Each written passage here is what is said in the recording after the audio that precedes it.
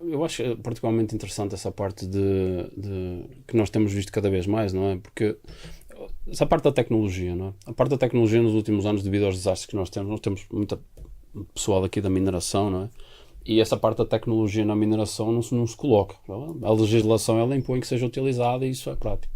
Eu imagino quem está lá trabalhando com as altas tecnologias na mineração e vê estes desastres acontecendo, assim, porquê é que não se está aplicando aqui se a tecnologia está? E depois tem muita gente que mora nessas áreas e até instituições públicas, órgãos federais, assim, onde é que tem essa tecnologia? E ela parece estar ali na porta ao lado, só que ela não é utilizada. Como é que vocês têm eles têm um conhecimento tecnológico do que têm, porquê é que é tão desafiante conseguir implementar essa parte mais técnica? Porque hoje, no meu ver, sempre tem aquela questão de estamos a fazer monitoramento, mas acaba sendo mais um monitoramento meteorológico.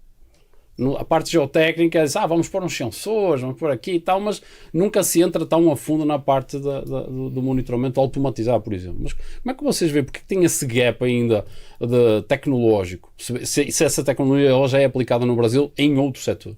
A questão é uma questão de escala, que eu sempre digo.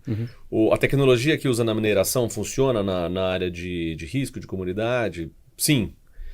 Mas a questão é que quando você trata de uma mineração, você tem uma barragem, você tem uma grande cava de mineração, onde você sabe o problema, eu tenho uma cava, eu tenho um open pit, ou eu tenho uma barragem de rejeito, eu tenho uma barragem, eu tenho uma sequência de pessoas em risco por causa de uma estrutura que eu criei, uma cava, uma barragem. Então eu tenho, apesar de serem estruturas muito grandes e complexas, ela é concentrada naquele vale, naquele rio, naquela cava. E a área de comunidade ela é pulverizada.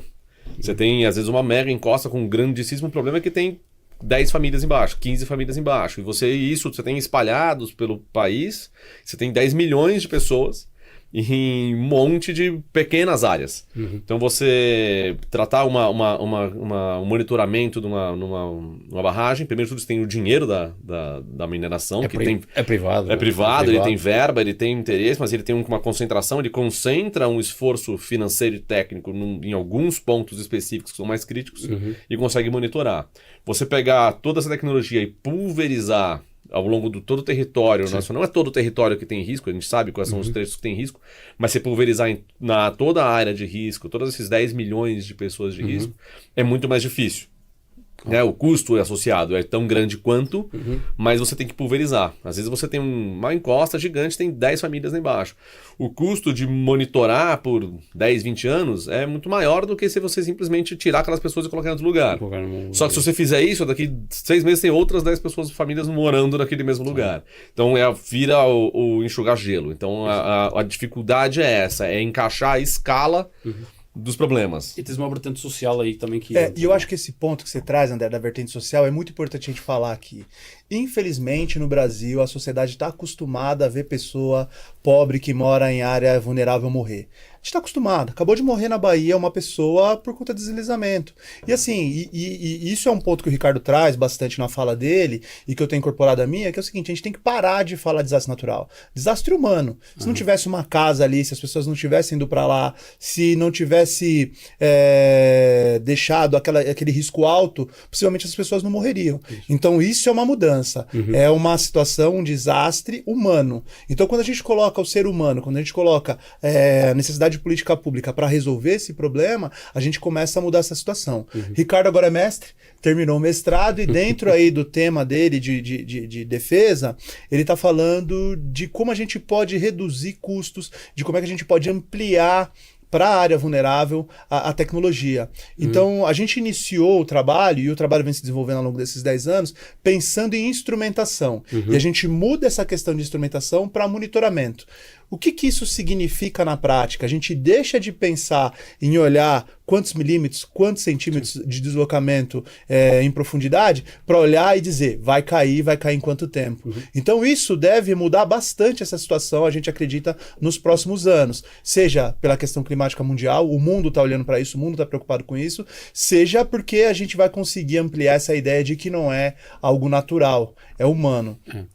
Porque a questão que estás a falar de... Quando nós... Como é que se diz? Chamamos como desastre natural, é como se fosse... Parece que é inevitável. É isso. A questão é assim, foi um desastre natural. E eu lembro, cara, eu não sendo daqui, Quando cheguei aqui, eu lembro de estar a fazer esses estudos também de gestão de risco em costas e comecei-me a perceber que vivendo aqui, a gente se apercebe que quando começa a chover, aqui vai uma encosta, vai cair, aí vai dar a notícia, olha, morreram 20 pessoas naquela encosta, vai haver aquela comoção e tal, e vida que segue, vem o carnaval e... É isso. Já era, não é? Vêm os órgãos federais, vamos colocar sirene, que não sei o quê, aí vem o período de estiagem, já não se fala mais nisso, e no próximo ano, em algum lugar, infelizmente, do Brasil, vai voltar a acontecer. Nos meus anos de Brasil, eu sempre vi isso acontecer. E depois eu fui ler as estatísticas e dizia que a maior causa de desastre natural é por deslizamento em costa e enchente. No Brasil, é a maior causa. Não tem vulcão, não tem tornado. Sabem que tem uns tornados aí lá para o sul, não é? É melhor não. Os pequenininhos, mas não tem, não. Vamos aí e tal. Furacão, não tem, mas é uma estatística, cara, que eu cheguei muito próximo do desastre de Teresópolis. Eu fui visitar Nova Friburgo e eu lembro-me de estar em cima de um morro a fazer uns ensaios e tinha uma escarificação enorme, assim, um deslizamento. Tu vias aquelas tubulações de drenagem todas destruídas e tu viste, olha, tinha aqui umas 10 casas. E aí o tiozinho chegou lá, ele veio-nos trazer um café, que a gente estava a fazer CPTU lá e tal, e o cara disse assim, aí morreram umas 10 pessoas. Mas assim, como fosse uma coisa normal. Natural, né? E eu olhei para aquilo, olhei e eu assim, caramba, tem aqui uma série de famílias aqui, cara. E isso parece que fica normalizado. E é o que o destino tem para nós e, cara, enfim. Mas a gente está à procura da solução, não é?